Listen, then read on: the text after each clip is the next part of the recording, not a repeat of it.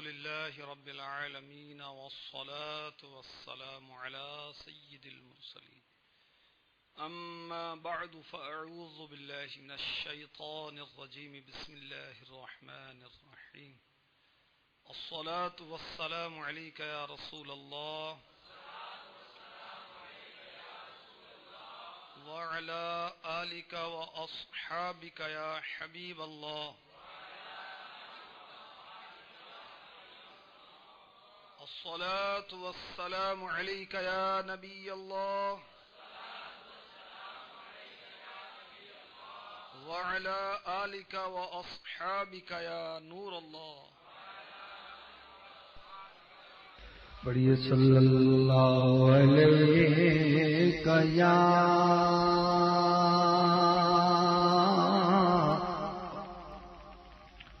رسول اللہ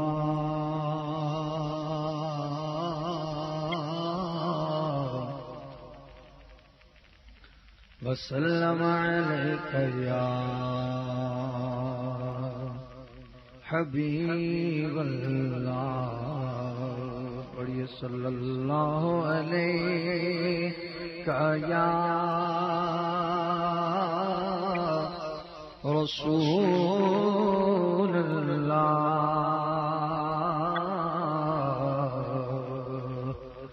وسلم علیک یا حبیب اللہ تیرے ٹکڑوں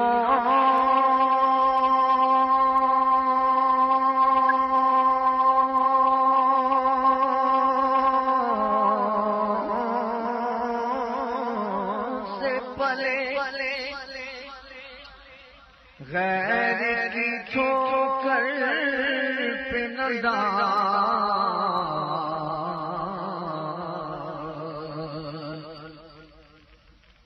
تیرے ٹکڑوں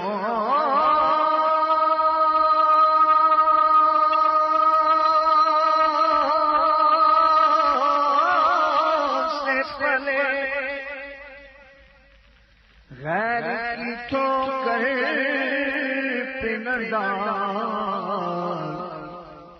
جھڑکیاں کھائیں کہاں صدقہ تیرا صلی اللہ علیہ یا رسول اللہ وسلم علیک یا حبیب اللہ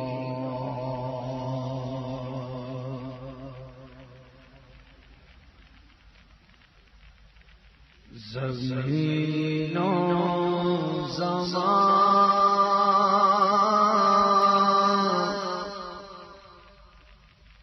تمہارے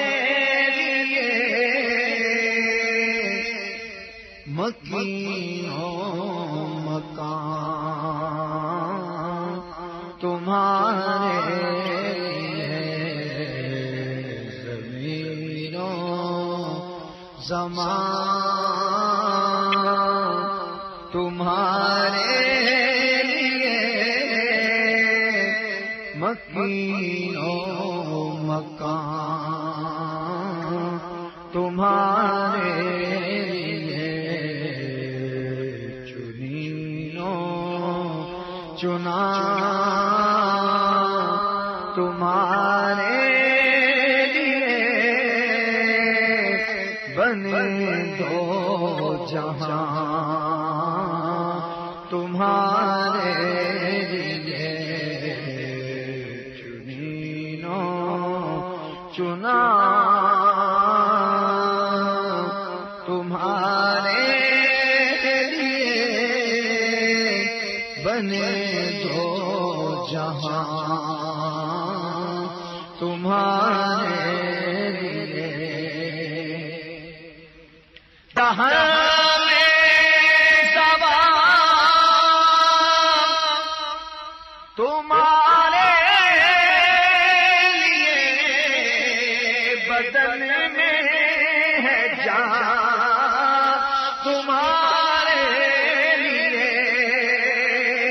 دہن میں چبا تمہارے لیے بدن میں ہے جان تمہارے لیے ہمارے یہاں تمہارے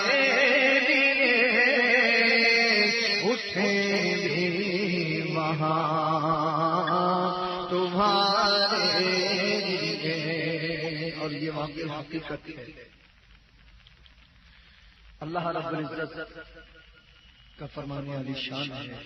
حدیث پاک کے الفاظ ہیں لولاک لما خلقت الافلاق. اے محبوب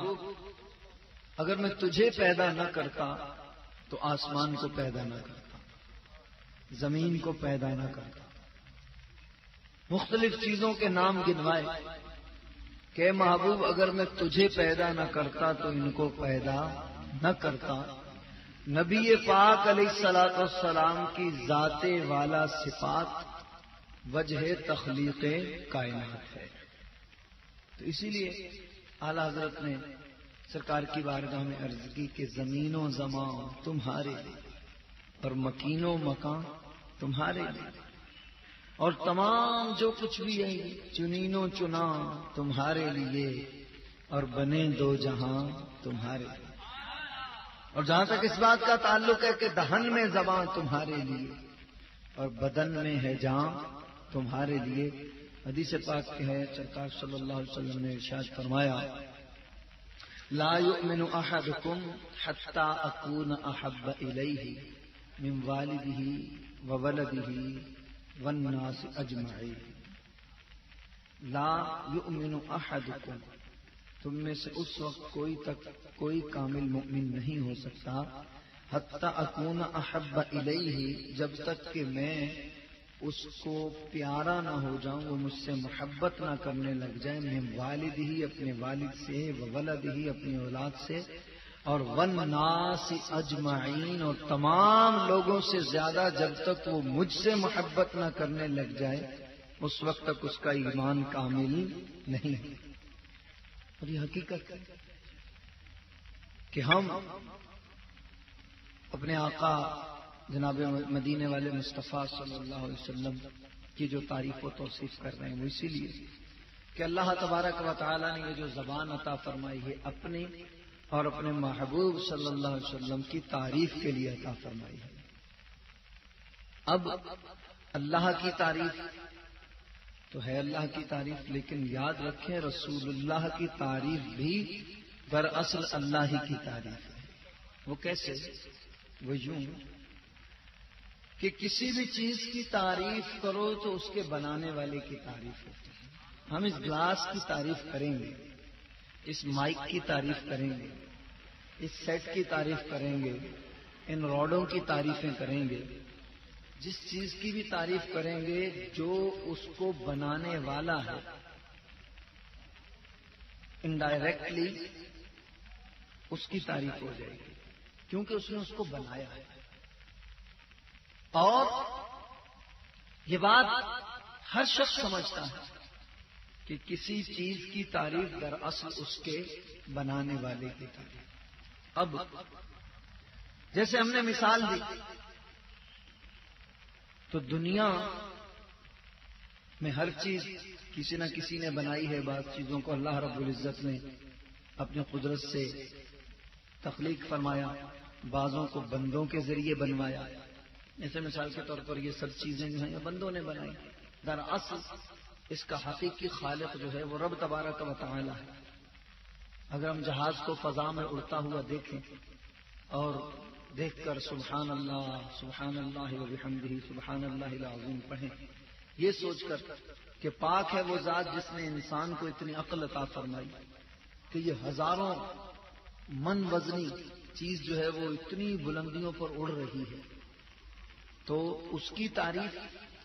دراصل اللہ رب العزت کی تعریف ہوگی کیونکہ اللہ نے انسان کو پیدا فرمایا، انسان کو عقل عطا فرمایا. اب نبی پاک علیہ الصلوۃ والسلام کے پاس جو کچھ آپ کو ملا وہ کس نے دیا؟ اللہ رب العزت۔ حضور علیہ الصلوۃ والسلام کا علم، سرکار کا علم، سرکار کا اخلاق، سرکار کا حسن و جمال، جو کچھ بھی خوبی ہے وہ نبی پاک علیہ الصلوۃ والسلام کو اللہ تبارک و تعالی نے عطا فرمایا۔ اب جہاں تک خوبیوں کا تعلق ہے، صفتوں کا تعلق ہے، تو بعض ہماری ایسی خوبیاں ہیں کہ جو پیدائشی طور پر ہم میں موجود ہوتی ہیں، اور بعض ایسی خوبیاں ہیں جو ہم کسی سے حاصل کرتے ہیں۔ مثال کے طور پر ہمارے بولنے کی طاقت، سننے کی طاقت، دیکھنے کی طاقت، یہ تمام کی تمام چیزیں پیدائشی طور پر ہم میں موجود ہیں۔ اب اگر کوئی شخص اچھا بول رہا ہے، اس کی آواز اچھی ہے، اس کی آنکھیں اچھی ہیں، اس کا اور کوئی مقصد کے ایسی خوبی جو قدرتی طور پر اس کو ملی ہے، تو اس کی ہم تعریف کر رہے ہیں، تو چونکہ وہ اللہ نے عطا فرمائی ہے تو اس کی تعریف ہے، رب کی تعریف ہے۔ لیکن بعض چیزیں ایسی جو ہم بندوں سے حاصل کرتے ہیں، مثال کے طور پر ایک شخص کے علم کی تعریف ہو رہی ہے، بڑا علامہ ہے، بڑا فہامہ ہے، بہت قابل ہے، بہت بڑا اسکالر ہے، بہت بڑا پروفیسر ہے، بہت بڑا ڈاکٹر ہے، تو اب جب اس کے علم کی تعریف ہو رہی ہے تو جہاں سے اس نے علم حاصل کیا ہے اس ادارے کی بھی تعریف ہو رہی ہے کہ فلاں ادارے کا پاس کیا ہوا، جو جتنی بڑی یونیورسٹی سے، جتنے بڑے کالج سے، جتنے بڑے جناب والا ادارے سے اس نے کوئی امتحان پاس کیا ہو، جتنے بڑے دارالعلوم سے پاس کیا ہو، اتنا وہ اتھینٹیکیٹ سمجھا جاتا ہے، اتنا وہ قابل اعتبار سمجھا جاتا ہے، اور اس کی قابلیت جتنی زیادہ ہوگی اس ادارے والے جو ہیں اور زیادہ خوش ہوں گے، اور خاص کر اس کا جو استاد ہے یہ اس کی تعریف ہوگی کہ جی فلاں جو ہے وہ بڑا اچھا ہے، اس کا استاد جو ہے اس نے اس کو بہت کچھ سکھایا۔ جیسے عموماً آپ جو ہے وہ جب کسی کی سوانح حیات پڑھتے ہیں،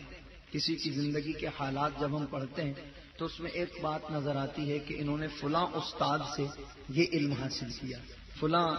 پیر صاحب سے یہ علم حاصل کیا، فلاں اسکالر سے یہ علم حاصل کیا۔ تو اب اگر ہمارے علم کی تعریف ہو رہی ہے تو یہ ہمارے استاد کی،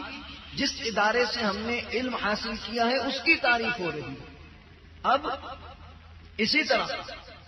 ہمارے مال کی تعریف ہو رہی ہے، تو ہم نے جس ذریعے سے مال حاصل کیا ہے یہ اس ذریعے کی تعریف ہو رہی ہے۔ اگر کوئی بہت بڑا بیوپاری ہے، کاروباری ہے، اس کی تعریف ہو رہی ہے تو ظاہر ہے یہ دراصل اس کے کاروبار کی تعریف ہو رہی ہے۔ اسی پر قیاس کرتے چلے جائیے۔ اب میرے پیارے اور محترم اسلامی بھائیوں، ہم نے جو کچھ حاصل کیا کچھ تو ہمیں ڈائریکٹ اللہ رب العزت نے عطا فرمایا، اگرچہ مختلف وسائل سے، اور کچھ ہم نے خود کسب کیا، یہاں سے علم حاصل کیا، اس سے یہ حاصل کیا، اس سے یہ حاصل کیا۔ تو اب اگر ہمارے علم کی تعریف، ہماری کسی چیز کی تعریف ہوگی تو دراصل ہمارے استاد کی بھی تعریف ہوگی، اس ادارے کی بھی تعریف ہوگی۔ اب نبی پاک صلی اللہ تبارک و تعالی علیہ وسلم کی ذات ستودہ صفات کی طرف دیکھیے۔ آپ علیہ الصلوۃ والسلام نے کس ادارے سے علم حاصل کیا؟ کس سے علم حاصل کیا؟ آپ کا کوئی استاد نہیں، آپ کا استاد آپ کا رب تبارک و تعالی ہے۔ تو جب علم مصطفیٰ کی تعریف ہوگی تو چونکہ نبی پاک علیہ الصلوۃ والسلام نے کسی کے آگے زانو تلمس طے نہیں کیے، کسی دنیاوی استاد سے تعلیم حاصل نہیں کی، امی لقبی ہیں، امی لقب ہے ان کا۔ امی کا مطلب ہے وہ عام شخص کے لیے ہوگا تو ہوگا ان پڑھ، لیکن نبی پاک علیہ الصلوۃ والسلام کے لیے وہ شخص، وہ ہستی کہ جس کو اللہ تبارک و تعالی نے بے پڑھے سب کچھ عطا فرما دیا۔ تو اللہ رب العزت کے محبوب علیہ الصلوۃ والسلام کو علم ملا، اللہ کی بارگاہ سے حسن ملا، اللہ کی بارگاہ سے جمال ملا، اللہ کی بارگاہ سے کمال ملا، اللہ کی بارگاہ سے خلق ملا، اللہ کی بارگاہ سے سرکار علیہ الصلوۃ والسلام کو جو جو کچھ ملا سب کچھ اللہ رب العزت کی بارگاہ سے ملا۔ تو اب نبی پاک کے حسن کی تعریف ہوگی تو دراصل اللہ کی تعریف ہوگی، سرکار کے زبان کی تعریف ہوگی، اللہ کی تعریف ہوگی، سرکار کے جمال کی تعریف ہوگی، سرکار کے علم کی تعریف ہوگی سرکار کی آنکھوں کی، سرکار صلی اللہ علیہ وسلم کے رخ روشن کی، آپ کے پائے اقدس کی، آپ کی زلفوں کی، آپ کی داڑھی کی، آپ کے کردار کی، آپ کے گفتار کی، آپ کے جناب والا جس چیز کی بھی تعریف کریں گے، چونکہ سب کچھ رب تعالیٰ سے آپ نے لیا ہے تو دراصل اللہ ہی کی تعریف ہوگی۔ تو یوں رسول اللہ کی تعریف دراصل اللہ کی تعریف۔ تو اسی لیے تو کہا ہے دہاں میں زبان تمہارے لیے اور بدن میں ہے جان تمہارے لیے، بدن میں ہے جان تمہارے لیے کہ یا رسول اللہ یہ جو بدن ہے اس میں جو جان ہے یہ سب آپ ہی پر قربان ہے، آپ کے نام پر قربان ہے، آپ کے حکم پر قربان ہے۔ اور حقیقت ہے صحابہ کرام علیہم رضوان نے سب کچھ سرکار کی بارگاہ میں قربان کر دیا۔ دہاں میں زبان تمہارے لیے اور بدن میں ہے جان تمہارے لیے، کیوں کہ ہمارے یہاں تمہارے لیے اٹھیں گی وہاں تمہارے لیے، ہمارے یہاں تمہارے لیے اٹھیں گی وہاں تمہارے لیے۔ آج بھی اللہ کے محبوب صلی اللہ علیہ وسلم کی شان ہر طرف نظر آ رہی ہے، اور کل بروز قیامت میں سرکار صلی اللہ علیہ وسلم کی شان سب سے بڑا البرا نظر آئے۔ بلکہ مولانا حسن رضا صاحب رحمۃ اللہ علیہ نے تو بڑی پیاری بات کہی، فرماتے ہیں فقط اتنا سبب ہے انعقاد بزم محشر کا، فقط اتنا سبب ہے، فقط اتنا سبب ہے انعقاد بزم محشر کا کہ ان کی شان محبوبی دکھائی جانے والی ہے، کہ جو بزم محشر کا انعقاد ہے، یہ محشر کا جو ہنگامہ برپا ہے، اس کا سبب یہی ہے کہ محبوب علیہ الصلوۃ والسلام کی شان دکھائی جا رہی ہے۔ اور پھر وہی والی بات آ جائے گی کہ محبوب کی شان دراصل اللہ کی شان، کیوں کہ اس دن جب سب لوگ عاجز آ جائیں گے، سب لوگ نفسا نفسی کے عالم میں ہوں گے، آدم علیہ السلام کے پاس، نوح علیہ السلام کے پاس، موسیٰ علیہ السلام کے پاس، ابراہیم علیہ السلام کے پاس، تمام انبیاء کی بارگاہ میں جائیں گے، خلیل و نجی مسیح و صفی سبھی سے کہیں نہ بنی وہ بے خبری کہ خلق پھری کہاں سے کہاں تمہارے لیے۔ تو سرکار صلی اللہ علیہ وسلم سے پہلے تمام انبیاء کی بارگاہ میں، جلیل القدر انبیاء و مرسلین کی بارگاہ میں خلق کے خدا جائے گی کہ آج بڑا قسم پرسی کا دن ہے، بڑی نفسا نفسی کا عالم ہے، آپ اللہ کی بارگاہ میں ہماری سفارش کر دیں، اللہ رب العزت کی بارگاہ میں عرض کریں ہماری مغفرت فرما دے۔ تو تمام نبی اذهبوا الی غیری کہیں گے اور نبی اذهبوا الی غیری، جاؤ کسی اور کے پاس جاؤ، کسی اور کے پاس جاؤ، کسی اور کے پاس جاؤ۔ آخر عیسیٰ علیہ السلام کی بارگاہ میں جب حاضر ہوں گے تو آپ ارشاد فرمائیں گے کہ جاؤ تم نبی آخر الزمان محمد الرسول اللہ کی بارگاہ میں جاؤ۔ آج کے دن اللہ کی بارگاہ میں جس کا سب سے بڑا مقام ہے وہ نبی آخر الزمان محمد الرسول اللہ صلی اللہ علیہ وسلم۔ پھر جب خلقت آپ کی طرف آئے گی تو آپ اذهبوا الی غیری نہیں کہیں گے، یعنی ارشاد فرمائیں گے جاؤ کسی اور کے پاس جاؤ، بلکہ ارشاد فرمائیں گے انا لہا، میں ہی ہوں۔ اور پھر اللہ رب العزت کی بارگاہ میں سجدہ کریں گے، اللہ کی بارگاہ میں عرض کریں گے اے بار الہ تو نے مجھے مقام محمود عطا فرمایا ہے، آج میری امت اور یہ لوگ پریشان ہیں،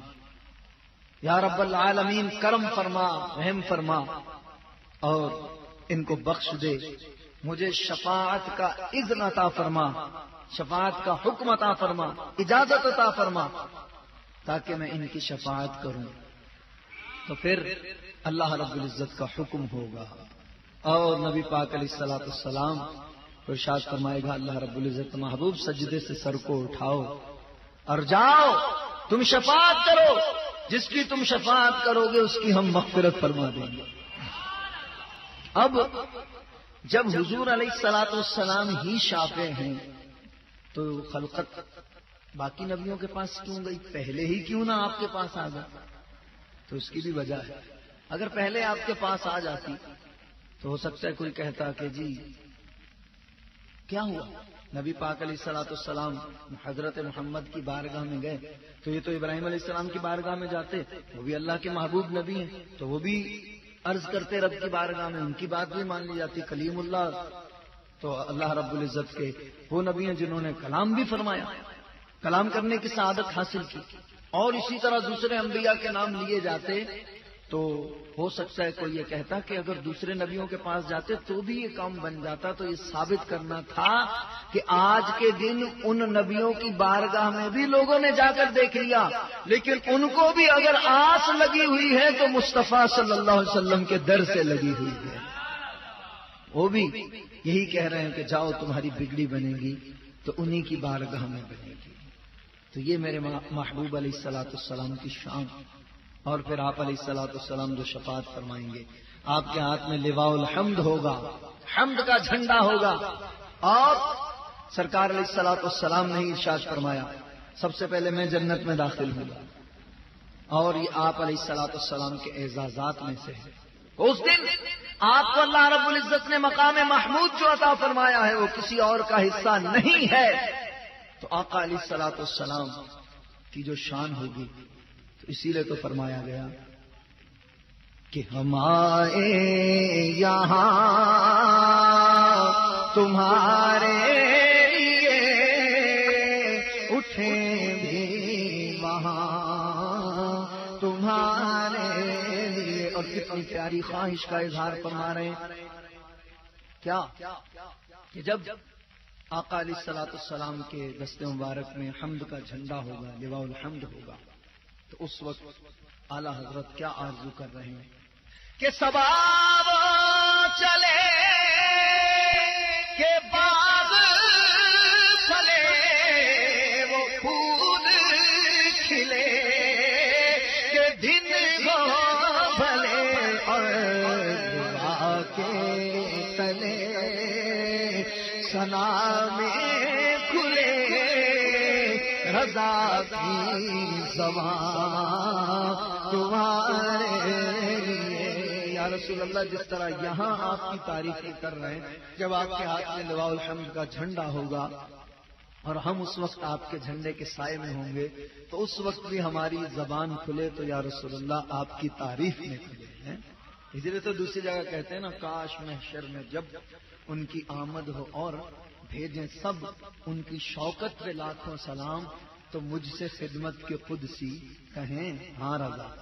یعنی وہ قدسیان اکرام، وہ ملائکہ جو سرکار کی بارگاہ میں حاضر ہوں گے، اس وقت مجھ سے وہ خدمت کے جو قدسی ہوں گے سرکار کی بارگاہ میں، سرکار کی خدمت میں، وہ کہیں ہاں رضا، تم دنیا میں بھی پڑھا کرتے تھے، آج بھی پڑھ دو مصطفیٰ جان رحمت پہ لاکھوں سلام۔ نعرہ رسالت، نعرہ ایسے لگائیں کہ واقعی پتہ چلے محبت والے بیٹھے ہوئے ہیں۔ صبا وہ چلے کہ باغ پھلے، وہ پھول کھلے کہ دن ہو بھلے، اور دعا کے تلے ثنا میں کھلے، رضا کی زبان تمہارے لیے، باقی تلے ثنا میں کھلے، ہماری زبان تمہارے لیے، کیونکہ رضا کی زبان تمہارے لیے، رضا کی ہے جان تمہارے لیے، رضا ہے یہاں تمہارے لیے، رضا ہے وہاں تمہارے لیے، آقا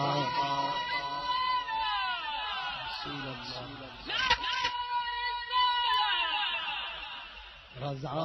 ہے یہاں تمہارے لیے، رضا ہے وہاں تمہارے لیے، دہن میں زبان تمہارے لیے، بدن میں جان تمہارے لیے، ہمارے یہاں محبت سے ذرا کہہ دیں گے، ہمارے یہاں تمہارے لیے اٹھے بھی وہاں تمہارے لیے، تمہاری یاد کو کیسے نہ زندگی سمجھوں، یہی تو ایک سہارا ہے زندگی کے لیے، میرے تو آپ ہی سب کچھ ہے، رحمت عالم میں جی رہا ہوں زمانے میں، آپ ہی کے لیے، ہمارے یہاں تمہارے لیے اٹھے بھی وہاں تمہارے لیے، توجہ چاہوں گا، فلک خوبصورت سجایا نہ ہوتا، فلک خوبصورت سجایا نہ ہوتا، کسی چیز کا بھی سایہ نہ ہوتا، محلوں کے والی نہ دربان ہوتے، نہ جنت نہ حور نہ غلمان ہوتے، ثنا خانہ ہوتے نہ یہ خوش بیانی، نہ میلاد ہوتا نہ یہ نعت خوانی، نہ عرشی نہ فرشی نہ خاکی نہ نوری، زمانے میں کچھ بھی نہ ہوتا ظہوری، کسی چیز کا بھی یا سایہ نہ ہوتا، جو رب نے محمد بنایا نہ ہوتا، آئے یہاں تمہارے لیے اٹھے بھی وہاں تمہارے لیے، گئیے ہمارے یہاں تمہارے لیے اٹھے بھی وہاں تمہارے لیے، ایسا طالب کوئی نہیں ہے جیسا حق تعالی ہے، اور کوئی نہیں محبوب بھی ایسا جیسا شاہ والا ہے، اور دنیا کہتی ہے یہ حلیمہ تو نے نبی کو پالا ہے، ارے میں کہتا ہوں تجھ کو حلیمہ میرے نبی نے پالا ہے، میں کہتا ہوں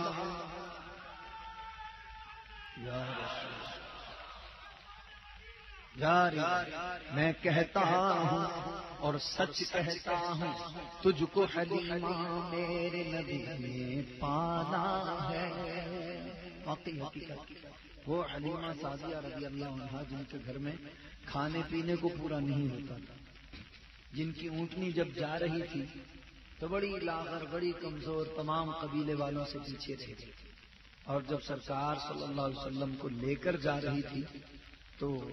نبی پاک علیہ الصلوۃ والسلام کو جو ہی حضرت حلیمہ رضی اللہ عنہ نے اپنے سینے سے لگایا،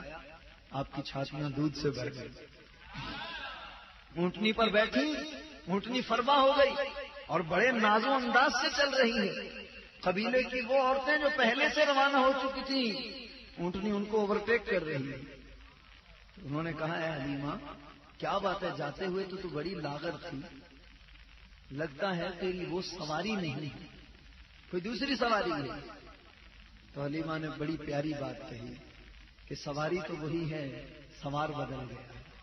یہ سب سوار کی برکت ہے کہ جو اونٹنی کو برکتیں ملی. اور وہ حلیمہ سعدیہ رضی اللہ عنہا جن کے گھر کچھ بھی کھانے کو نہیں ہوتا تھا، سرکار علیہ الصلوۃ والسلام کے قدمین شریفین سے ایسی برکتیں ہوئیں کہ بنی سعد کے لوگوں میں جو لوگ بکریاں چراتے تھے تو ماں باپ اپنے بچوں کو کہتے تھے کہ تم بھی وہاں جا کر بکریاں چرایا کرو جہاں حلیمہ کی بکریاں چرتی ہیں. کیوں کہ حلیمہ کی بکریاں جب واپس آتی ہیں تو ان سب کے تھن دودھ سے بھرے ہوئے ہوتے ہیں اور تم کہاں سے چرا کے آ جاتے ہو. بات دراصل یہ تھی کہ حلیمہ کے گھر میں جو موجود تھے یہ ساری ان کی برکت تھی. اور آپ علیہ الصلوۃ والسلام کے چہرہ انور سے حضرت حلیمہ کے در و دیوار رات کو روشن رکھتے تھے. تو حقیقت یہی ہے کہ دنیا کہتی ہے یہ حلیمہ تو نے نبی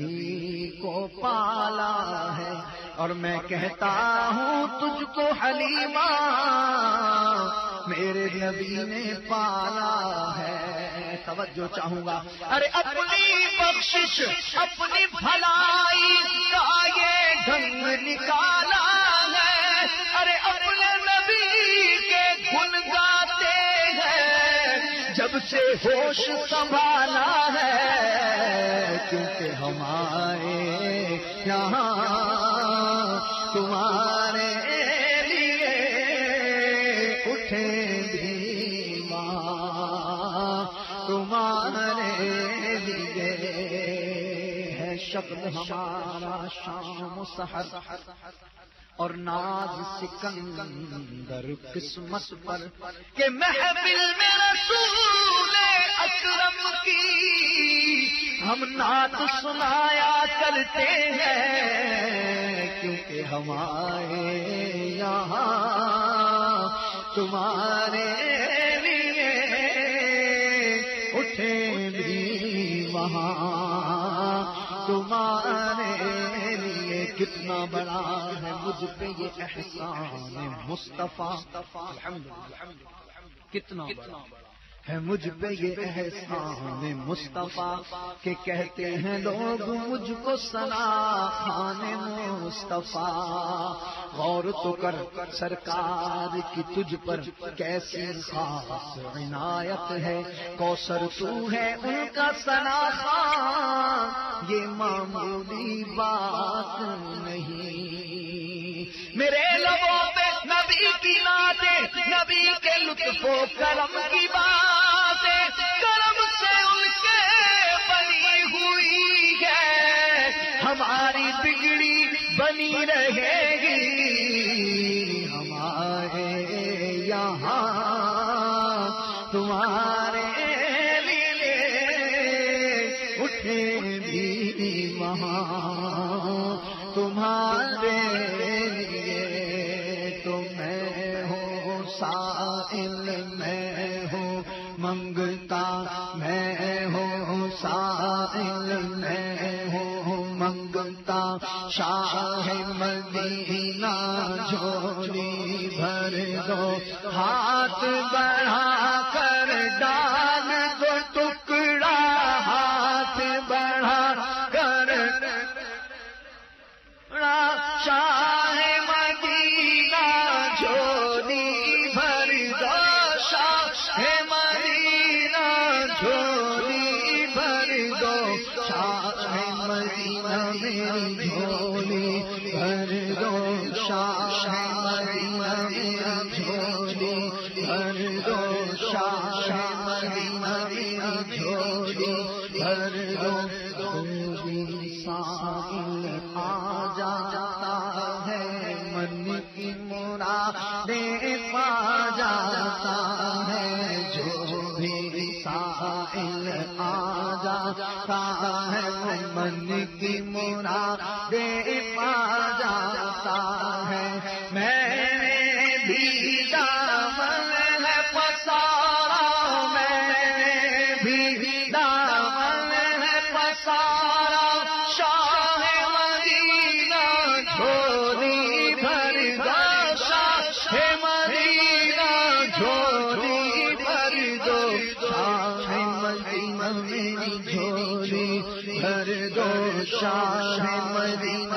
میری جھولی بھر دو عثمان ذوالنورین کا صدقہ مولا علی حسن کا صدقہ عثمان ذوالنورین کا صدقہ مولا علی حسن کا صدقہ صدقہ خاتون جنت کا صدقہ خاتون جنت کا شاہ مدینہ جھولی بھر دو شاہ مدینہ جھولی بھر دو شاہ مدینہ میری جھولی بھر دو شاہ مدینہ میری جھولی بھر دو شاہ مدینہ جھولی بھر دو ہم کو سوزے بلال عطا ہو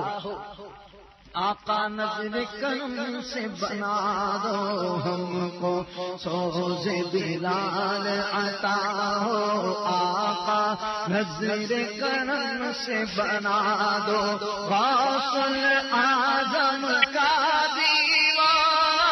غوث الاعظم کا دیوانہ شاہ مدینہ جھولی بھر دو شاہ مدینہ جھولی بھر دو شاہ مدینہ میری جھولی بھر دو شاہ مدینہ میری جھولی بھر دو شاہ مدینہ میری جھولی بھر دو کیونکہ ہم آئے یہاں تمہارے لیے اٹھے بھی وہاں تمہارے لیے ہم آئے یہاں تمہارے لیے اٹھے بھی وہاں تمہارے لیے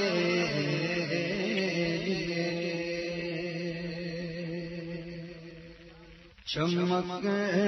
تجھ سے پاتے ہیں سب پانے والے چمک تجھ سے پاتے ہیں سب پانے والے کہیے میرا دل میں چمکا دے چمکانے والے کہیے میرا دل میں چمکا دے چمکانے والے الحمدللہ ہمارے آقا صلی اللہ علیہ وسلم سے ہی سب نے چمک پائی سرکار صلی اللہ علیہ وسلم کے نور ہی کا صدقہ سب کو ملا ہے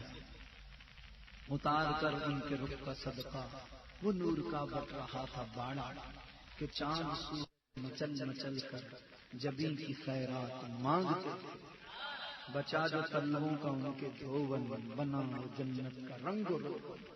جنہوں نے دولہا کی پائی اترنگ و پھول گلزارے نور کے اور وہی تو اب تک چھلک رہا ہے وہی تو جو بم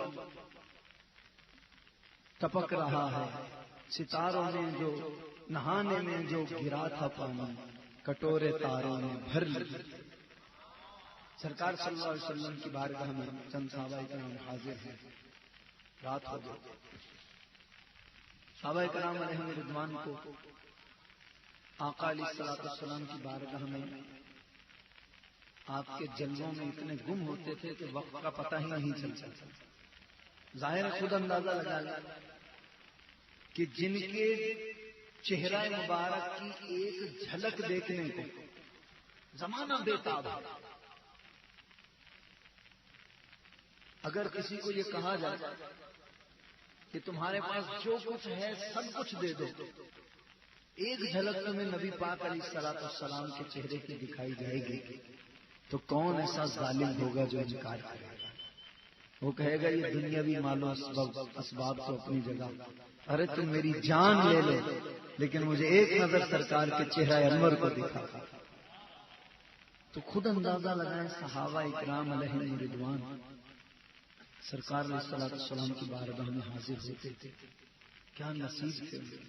ایک شاعر کہتا ہے صحابہ وہ جنہیں ہر روز صبح عید حاصل تھی. میں ساتھ ساتھ بیان کر رہا ہوں، اس بات کو نوٹ کرتے چلے. صحابہ وہ جنہیں ہر روز صبح عید حاصل تھی، خدا کا قرب حاصل تھا، نبی کی دید حاصل تھی. ہر روز ان کا عید ہوتا تھا. صبح آتے تھے، رات کو جب سرکار کے جلوے کو دیکھ کر جاتے تھے تو ظاہر جانے کو کس کا دل کرتا ہوا، لیکن اس امید پر جاتے تھے کہ جلدی جلدی رات کٹے تو صبح پھر آ کر نبی پاک کے جلوے کو دیکھیں، سرکار کا دیدار کریں. کیا نصیب کی. صحابہ وہ جنہیں ہر روز صبح عید حاصل تھی، خدا کا قرب حاصل تھا، نبی کی دید حاصل تھی، نرالا مرتبہ تھا. شان قدرت سے نصیب ان کو کہ محمد کی امامت میں نمازیں تھیں نصیب ان کو. کیسے نصیب تھے.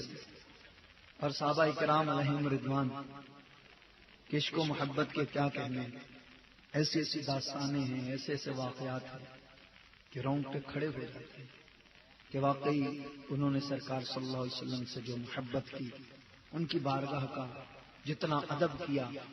غیر ملکی سفیر آتے تھے، آ کر بڑے متاثر ہوتے تھے اور جا کر اپنے بادشاہوں کو کہتے تھے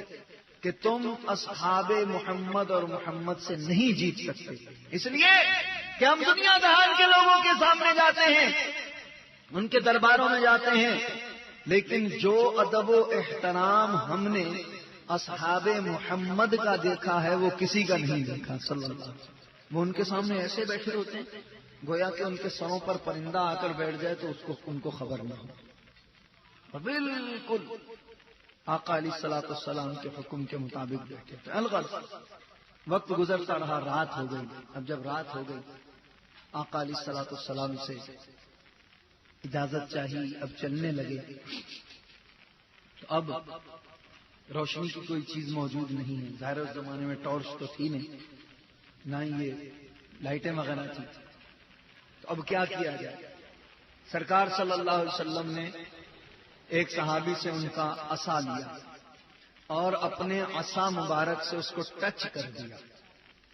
نبی پاک علیہ الصلوۃ والسلام کا عصا کو عصا سے لگانا تھا کہ ان صحابی کا عصا جو تھا وہ ٹیوب لائٹ سے زیادہ روشن ہو گیا. اب وہ چلے. اب ایک سے زیادہ تھے، کسی کو دائیں جانا ہے، کسی کو بائیں جانا ہے. اب کیا کریں. تو ان کو ایک ترکیب سوجی. جو ایک طرف جانے والے تھے انہوں نے اپنا عصا دوسرے کے عصے سے لگایا، وہ بھی روشن ہو گیا. تو دیکھا چمک تجھ سے پاتے ہیں سب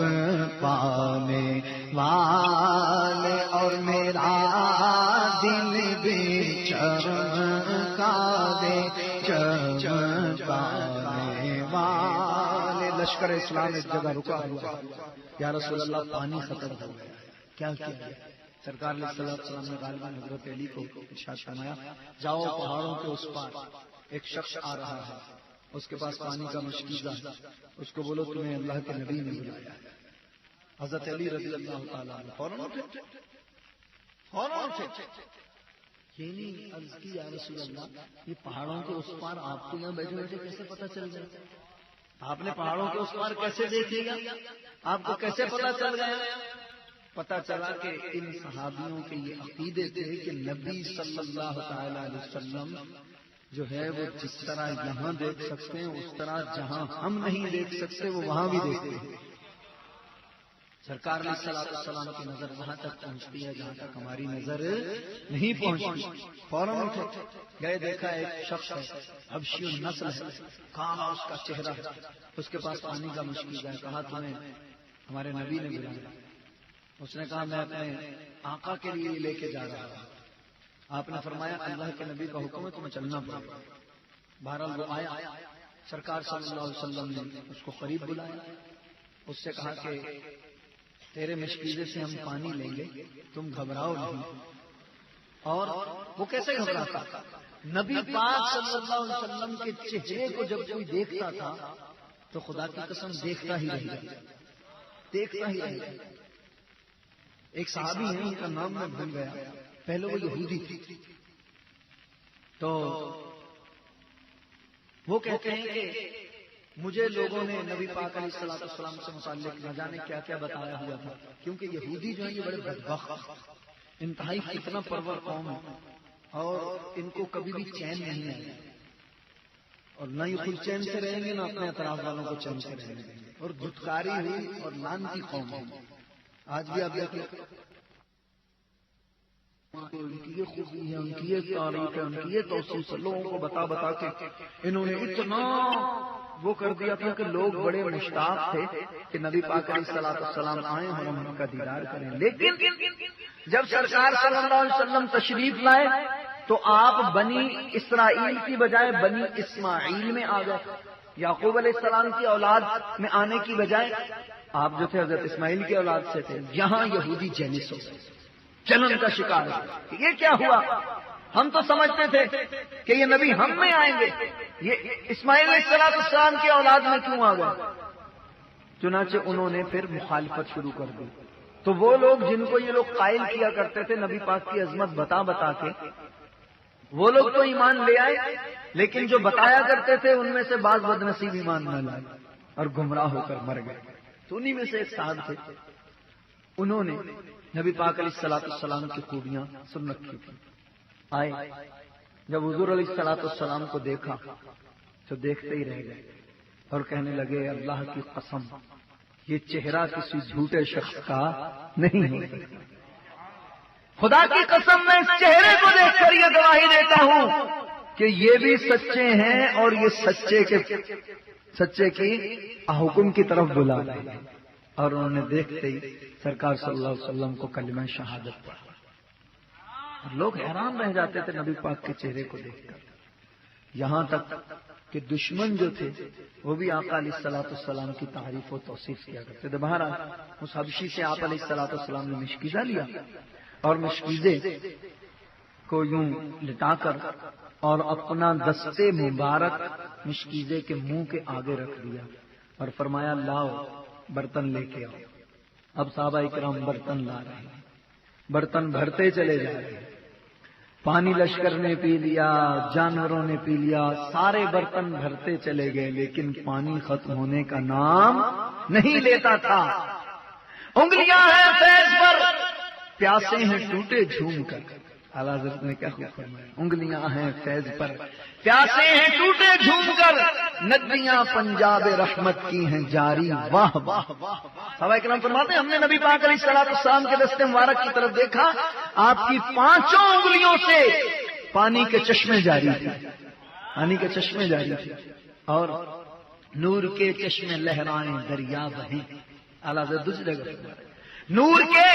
چشمے لہرائیں دریا بہیں، انگلیوں کی کرامت پہ لاکھوں سلام۔ اب سب جب سیر ہو چکے تو سرکار صلی اللہ علیہ وسلم نے اس مشکیزے کو، اس شخص کو واپس کر دیا اور کہا یہ لو تمہارا مشکیزہ۔ اب وہ نبی پاک کی بارگاہ میں آیا تھا، کیسے محروم جاتا؟ سرکار نے اس کو قریب بلایا،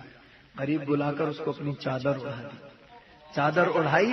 جب چادر سے وہ باہر نکلا تو لوگ پہچان نہیں رہے تھے کہ یہ وہی کالا حبشی نسل شخص ہے جس کو دیکھ کر جو ہے وہ عجیب و غریب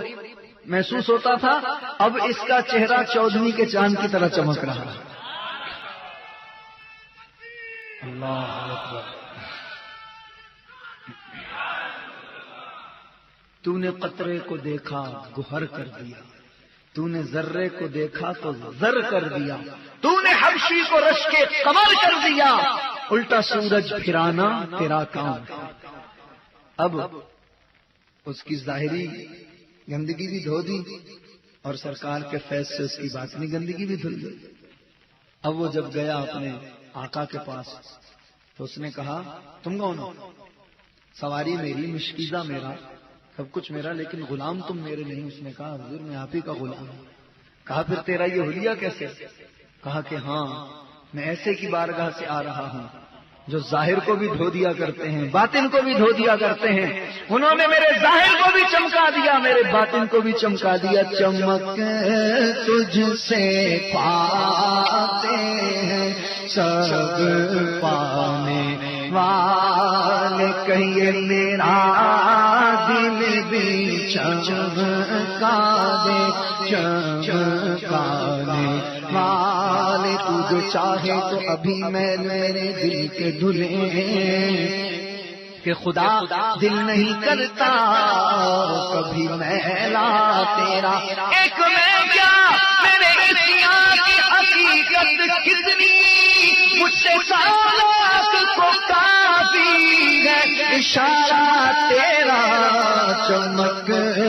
تجھ سے پاتے ہیں سب پانے والے اور میرا دل بھی چمکا دے چمکا دے والے واہ کیا جود و کرم ہے شہبت تیرا نہیں سنتا ہی نہیں مانگنے والا تیرا دھارے چلتے ہیں عطا کے وہ ہے قطرہ تیرا اور تارے کھلتے ہیں سخا کے وہ ہے ذرہ تیرا مطلع چشت و بخارا جدھر کیجے نگاہ جو پڑتی ہے تیری نور ہے جھنڈا تیرا چمک تجھ سے پاتے ہیں سب پانے والے میرا دل بھی چمکا دے چمکا دے والے ان کی مہک میں دل کے غنچے کھلا دیے ہیں جس راہ چل دیے ہیں پوچھے بسا دیے ہیں میرے کریم سے گھر قطرہ کسی نے مانگا دریا بہا دیے ہیں در بے بہا دیے ہیں دریا بھی بہا دیے ہیں اور در یعنی موتی بے بہا دیے ہیں ایک دل ہمارا کیا ہے آزار اس کا کتنا ارے تم نے تو چلتے پھرتے مردے جلا لیے ہیں میرا دل بھی چمکا دے چمکا دے والے کہیے میرا دل بھی چمکا دے چمکا دے والے تو زندہ ہے واللہ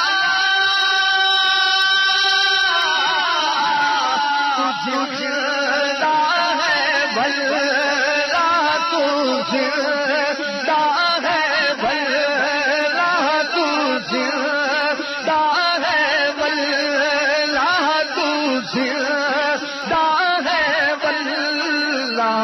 میرے چشمے عالم سے چھپ جانے والے